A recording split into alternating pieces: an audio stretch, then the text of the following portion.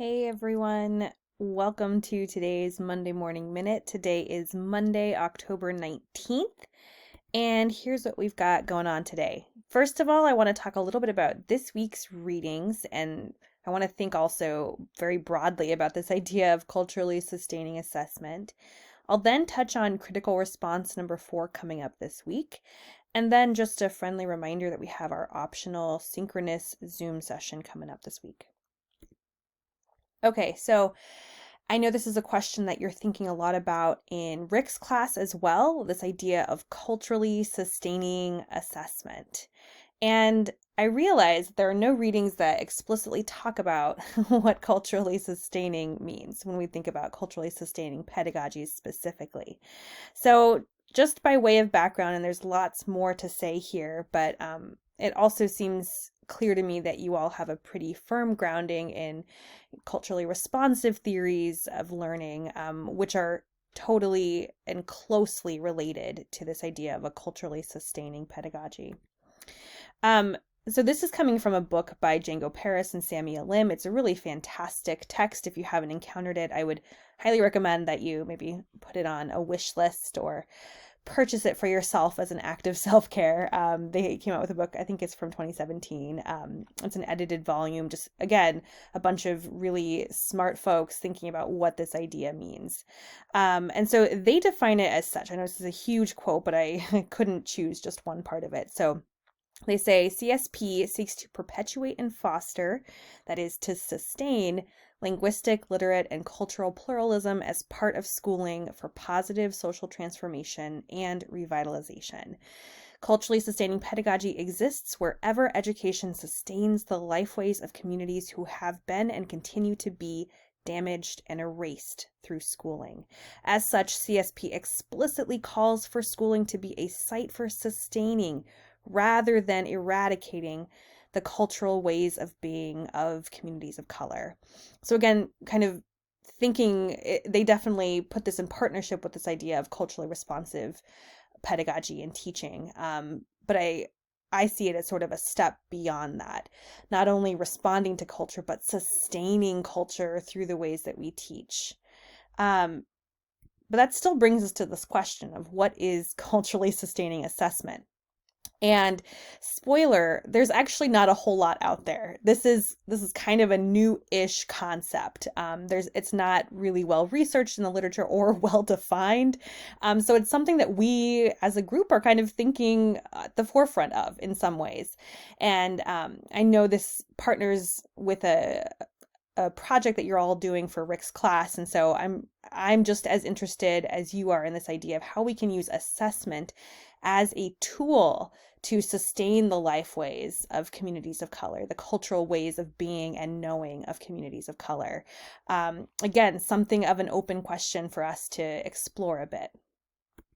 So, thinking about those ideas, I want to talk about this week's readings. And I think, again, I'm trying to present us some readings here that will get us to this point, or at least will help inform our ideas around culturally sustaining assessment. And I'm so excited to talk about these readings with you if you're able to come to our Zoom session on Tuesday.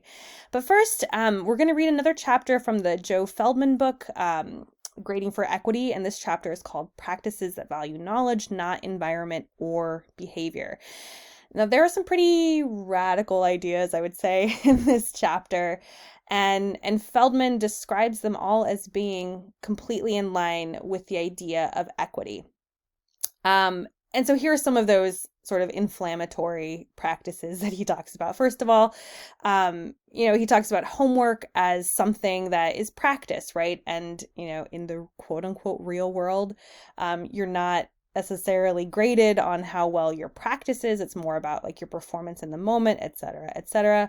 So he says if we're going to assign homework, it's got to be just authentic practice. So he's not a fan of assigning grades to homework. He is a fan of then, conversely, putting a lot of emphasis on summative assessments, which, kind of flouts best practice in the field, which is this idea of like, let's not, I mean, you can see this in college classes too. They tell college professors, don't have, 3 tests make up the entire grade for students in your course. That's pretty intense, right? And if you don't do well on a test, then what happens? But Feldman gets around this by talking about some of the same ideas we've been discussing. So maybe it's time to think about summative assessment more broadly, more expansively, more diversely. Going back to that Rich Milner piece a few weeks back, we need assessment criteria and tools and methods that are as diverse as the students that we teach. Feldman is also a proponent of multiple retakes for any sort of assessment, or multiple options for every student.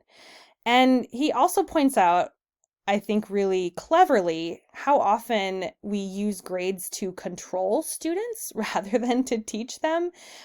We do this through things like participation grades or effort grades. We do this by taking off points if assignments come in late, etc. So some big ideas to think through, and I'm so curious about whether or not you buy his argument around these practices being central to equity. And then we have a piece, this is about performance-based assessment. And that's where, a lot of proponents of culturally responsive pedagogy, culturally sustaining pedagogy, this is kind of the area, the vein that we're kind of all moving in, the stream, if you will, that we're all sort of flowing in. This idea of performance-based assessment. So an authentic task that you can give to students that will be meaningful and will also let you know that they've learned what you wanted them to learn, that they have the skills, the knowledge that you intended to teach them. So this is a piece called Identity Affirmed, Agency Engaged.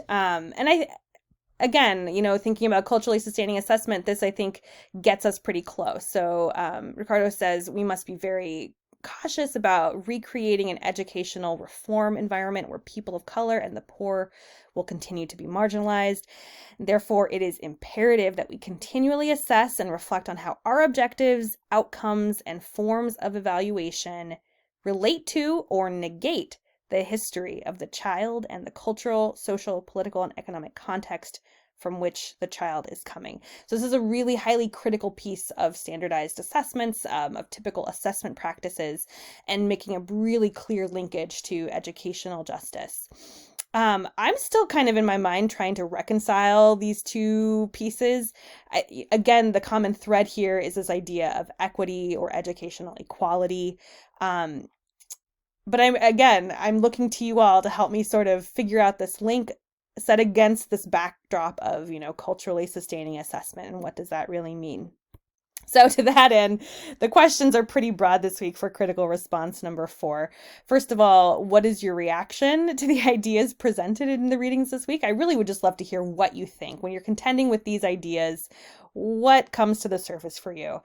And then secondly, again, sort of the big question for the rest of the semester for us, how can assessment be used as a tool for culturally sustaining pedagogy? How can we use assessment as a tool to sustain the cultural ways of being and knowing of minoritized communities? Any thoughts you have, I think, will be really interesting to contend with. Okay, and then finally, remember that we do have a synchronous Zoom session coming up this Tuesday, October 20th at 5:45 p.m. It is 100% optional. You do not have to attend. I anticipate this will be a 45-minute to 1-hour conversation, and it'll just be discussion. No other agenda items beyond talking about the readings. We'll start with those questions that I just posed, but I'm so interested in your own questions and just to see where this dialogue takes us. And also remember that if you choose to attend this synchronous Zoom session, you do not have to complete critical response number 4. So your participation in this Zoom session counts as your participation, your completion of critical response number 4. All right, everyone, take good care, and hopefully I'll see y'all on Tuesday.